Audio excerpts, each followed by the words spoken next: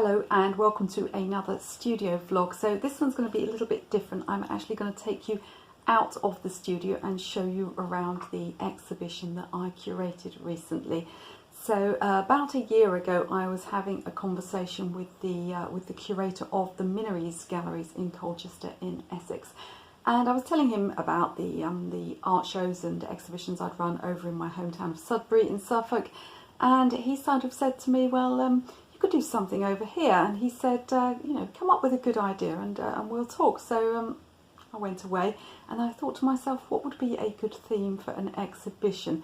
So with the art shows that I've run so far, they've always been along the lines, I guess, of fairs where you hire a venue and you hire screens and you pay insurance. They're hugely expensive to put on, and of course the artists hire screens and stands and plinths, and you're watching the bottom line all the time. So this was a little bit different. I was dealing with an established gallery and I had the opportunity to put an exhibition on where not necessarily everything would be for sale and not necessarily every artist would be interested in just making money, and where you know, there was an actual theme, and I had the chance to bring you know, bring a bit of a spotlight to some issues. And one of the things that's been worrying me more and more recently, as it worries I think all of us, is plastic pollution. Now here where I live in East Anglia, we're about an hour's drive from the coast.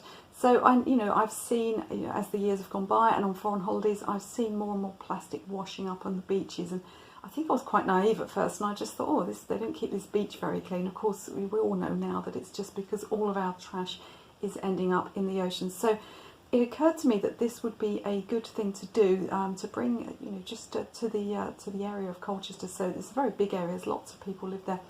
So I, you know, potentially reach hundreds, if not thousands, of people with this message about plastic pollution. So I set about pulling together a range of artists working in all different sorts of mediums, and I also brought in schools and community groups, because that's something I always try and do in my exhibitions. I always try and have involvement from school children and from community groups of not necessarily professional artists, because I think it's really important. And interestingly, the public responds so well. They love seeing school children's work and they love looking at community groups. You know, they don't always just want to watch professional artists. Now, after I agreed to do this exhibition, I started to panic big time, because the Minories is huge, and I thought, how on earth am I going to fill this? But it happened. You know, I pulled it all together. This is just typical of what I do. I agree to do things. I have no idea how I'm going to manage, and then I just, you know, I put my head down and I work hard and I sort it out. So today I'm going to take you on a little walk around the Minories exhibition, in case you didn't get to see it, or perhaps you're watching from another country and you can have a look at what happens in a British exhibition. Now, not every artist will be on this film, and there are several reasons for that. Firstly, I was using a gimbal, which is a fantastic piece of kit I've just bought, which will enable me to do nice, smooth panning videos where I'm walking around outdoors.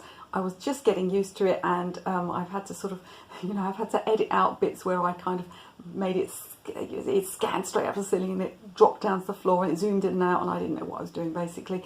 And I had a little bit of trouble with the sound as well, and syncing the sound. So I'm actually going to do a separate voiceover for the footage. But the little gimbal, it worked fantastically. So I'm looking forward to using that and perhaps showing you around some other exhibitions. And people have also asked for a studio tour of my studio. It's in a shocking mess at the moment because I'm just getting past this season of running exhibitions. So when I've cleared it up a little bit and you can see through all the junk, then I will take you on a studio tour as well.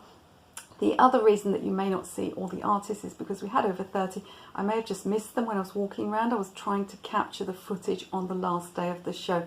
There are also parts that I have had to edit out, and that is because we had the public wandering around. There were only a few people in the exhibition that afternoon, but some of them had children. I really can't be putting footage of other people's children, you know, except at a long distance away on the internet. So I've had to edit. So if you're a favourite artist, or if you're an artist yourself and you were in the exhibition, you're thinking, why didn't she put me in? It's nothing to do with choice or favouritism. It's just the way the edit has turned out.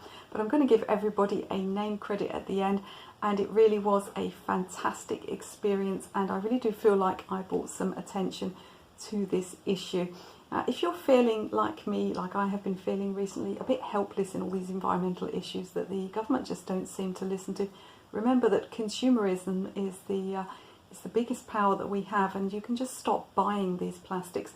Now, I know it's not easy, it's really, really hard, but in my own life I'm trying to make tiny, tiny changes, and each time I run out of a certain thing, I'm wondering to myself, could I make it at home? Could I buy it from somewhere more environmentally friendly? Could I buy it without packaging? So I think that's what all of us need to do. So thank you so much to all the artists that took part in this exhibition. And thanks especially to Max, the fantastic curator of the Minories galleries in Colchester, Essex, UK, who worked so hard to help me put everything up and put it all together. It was a massive undertaking, and I can't tell you how much I enjoyed it. So here we are walking along Colchester High Street, and we're coming up to the entrance of the Minories. So in the first room here we've got Activate Arts Chelmsford. I didn't get a close-up of them with the video recorder, so I'm going to drop a photo in about here. And then on the other side we have work from Mosaic Poetry, who are a local poetry group, and they had written some traditional Japanese poems about plastics and plastic pollution and the environment generally, and we draped a nice fishing net around their work.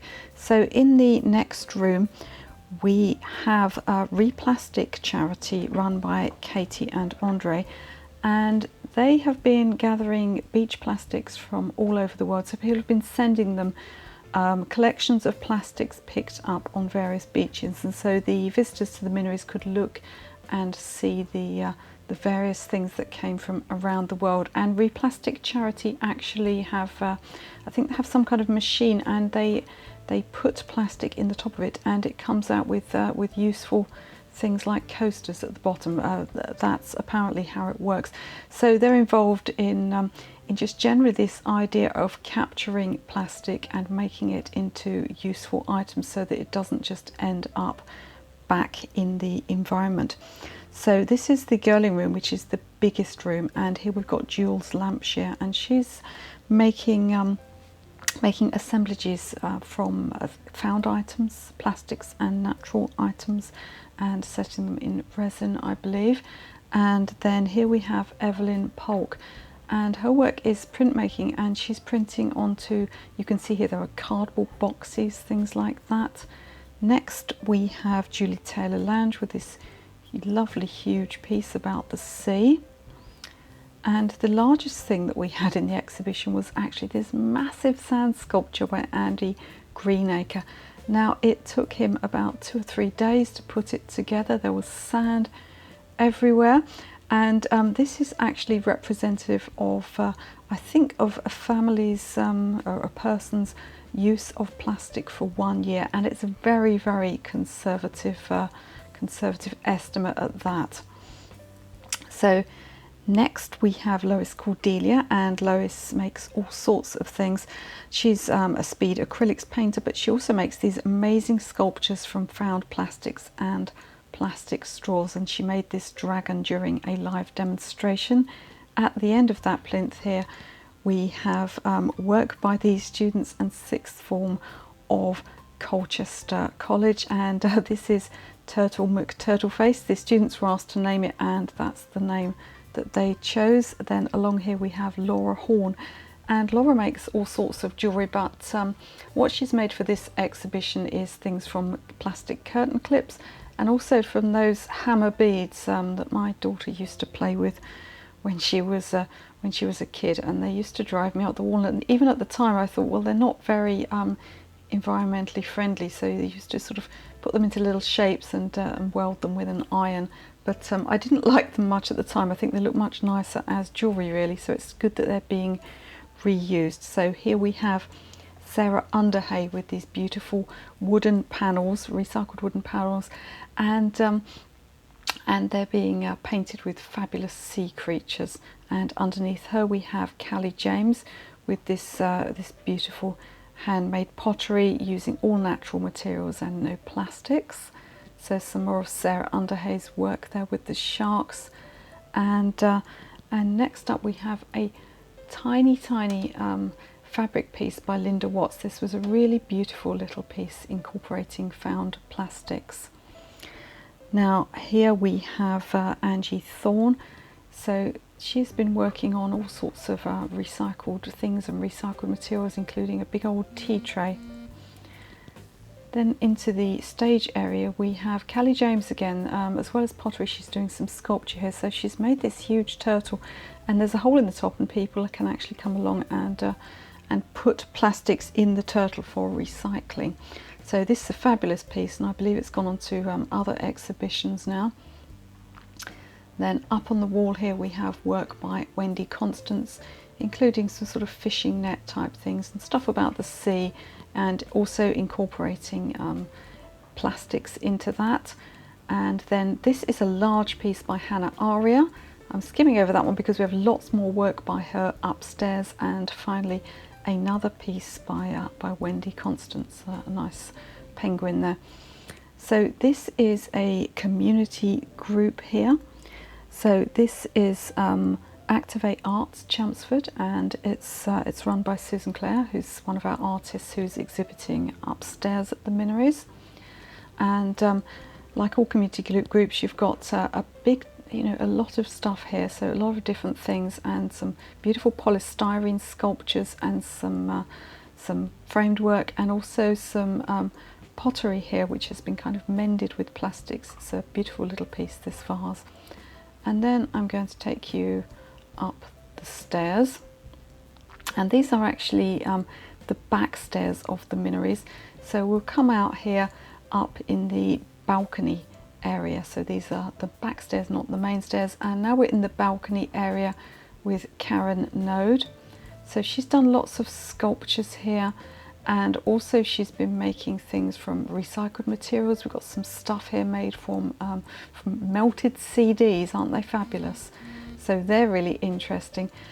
She's got a painting here, and also some work on some old door panels, where she's painting in, I believe, acrylics.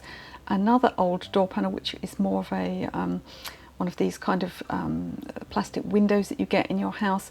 And then finally she's got a piece which is made from, I believe it's a broken TV of her daughter's, so that was very popular. So now we're going into the next room, which is the old studio, and we've got these beautiful pieces by Jan Fallows here, and she's working all sorts of mixed media things. And then we've got Hannah Aria with this, she's rather an installation artist, so there's a Cinderella shoe there.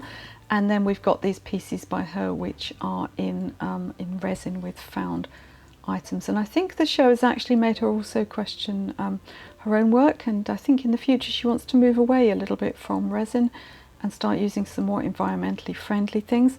So right up here we have Fiona Harmon, who makes these beautiful sculptures and boats from items she finds on beaches. So bits of metal and driftwood and things like that. Really lovely. And here we have some installation work by Lisa Cross. So this amazing chest here full of rubbish with lots of stuff about recycling on it. So that was something really interesting for people to read about. And then she almost did a living room with maybe a view of the future that we perhaps didn't want to see if we didn't change our ways. So next we're going to the inner room, and this is Jeff the Wow. Jeff is an environmental activist. He's made of fabric. He occasionally gets crucified, which is rather alarming, but does bring some interest to the subject. And lots of fish here with recycled plastics. Here in the centre there's a piece. So these are this one here was made by the students of Brightlingsea, so school children, and this whole room is done by Jane Stewart. So these were the school children she was working with. And then this is another piece by Jane Stewart, who also made Jeff the Wow, and this is a piece called Drift Net, which is printmaking on fabric, and talking about those terrible drift nets that they use that capture so many innocent sea creatures. So now we're going into the, I believe this is the panelled room, and this is Mark Cowan's work, and he's done this huge installation. This is absolutely amazing, and visitors could walk through the middle of it. And these are all these look like tiny little creatures, don't they? But they're all toothbrushes, plastic toothbrushes. So obviously bringing awareness to what we're doing to the environment using these disposable items that only last a few weeks. In the same room here, we have Eleanor Church. So Eleanor's, she's a filmmaker. This is a huge photograph by her. There's several photographs by her in this room, and she recently went on an expedition and she's making a film about it. She went with lots of other ladies, and they went on an expedition to the Pacific garbage patch. So you can expect to hear much more from her because she has a huge film that's going to be going around the film festivals this year, I believe. So now we're up on the North Landing, and we have work here by Rebecca Guyver, who's an American artist, and she is doing lots of fused plastics, and some of them are printed onto book pages. So she fuses the plastics together and she paints and draws on top. And sharing the room with her is Susan Clare. Susan used to live in Jamaica and was a diving instructor, and there's Max Fox, Minories curator, just nipping down the stairs there out of sight. So Susan was a diving instructor, and I think she spends about half her time in her other home out in Jamaica. So these are all work inspired by the things that she's seen underwater, and I know that she personally finds the state of the seas currently to be very alarming indeed. And we're going back along to Rebecca Guyver's work on the other side here, and some close-up of her her fused plastics there. And round by the window she actually made, she's got a beautiful little artist book here on a tiny plinth, and you can see all of the pages individually made, and there's some collage in there and some painting, and each page has been specially made, and you can still see the original text through it. And some more of her work on the walls there, and scanning back along to Susan Clare's lovely underwater work. So we're now going downstairs, and here is an amazing big piece of wall sculpture made by the children of Thomas Gainsborough School. So that's a school that's close to my home, and they also made these amazing plastic sculptures here, which we've hung around the walls of the stairwell. So they're a fabulous school, very keen on the arts, and all of these made from recycled plastic and plastic bags. So it's amazing what you can do with these materials. And down at the bottom here in the little area below the stairs is my own work. So these are my piranha fish on the wall, and I made them from old drawing boards. And I got some CDs, I bought some old CDs, which we don't use as much anymore, do we? But they're very pretty. And I chopped them up, and I also made some glass, I didn't make the glass eyes, my friend Rebecca Mansbridge gave me some glass eyes for them as well. And here are some mosaics I have made from found beach items and pieces of ceramic. These are my paintings, and they are mixed media paintings. I'm essentially a watercolourist, but here we have some mixed media stuff using a tiny bit of acrylics and some gouache, and a lot of collage at all, things, collage as well, wax resist, things like that. And like I said, mostly watercolour and collage. And there's my great white shark. So we're going to take you now down the corridor that goes to the tea rooms, and here we have work by Ockhold School in near Eye. And this is actually photographs of some assemblages they made from things I believe that they found on the beach. So aren't they beautifully presented? It's really lovely to see such tiny school children producing such amazing work. So we're going to continue down now outside and take you into the garden, where we've got one or two things. And the first thing we're going to show you is some work by Doug Coleman, who is actually our artist Karen Node's brother, and he makes some amazing furniture from recycled and found wood. So these are actually stunning, aren't they? And he's got a sculpture here as well. So these are some beautiful benches that he has made. So we're going to pan round to the other side of the garden now, and there's a couple of other things here. So we've got a really interesting section by Jan Fallows showing us the pros and cons of recycling. And then we have Buckingham Palace, which is also part of Hannah Aria's Ipswich art group. So that's a little bug home that they've made right there. And now we're going back into the gallery to see the last thing here, which is also by Jan Fellows, and this is Enemy of the State, and he's a Dalek that she's made, and of course he exterminates people that leave plastic litter around. So there, isn't he splendid? And he did actually make a noise.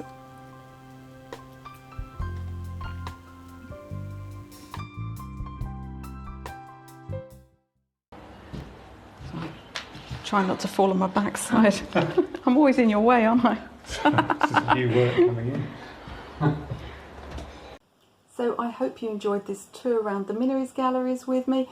Do subscribe to the channel if you'd like more studio vlogs, art tips and techniques, watercolour painting, drawing, and also social media and business training for artists. So perhaps you're interested in selling your artwork online. I'm going to have training about all of those things coming up for you, and you can watch another video right now.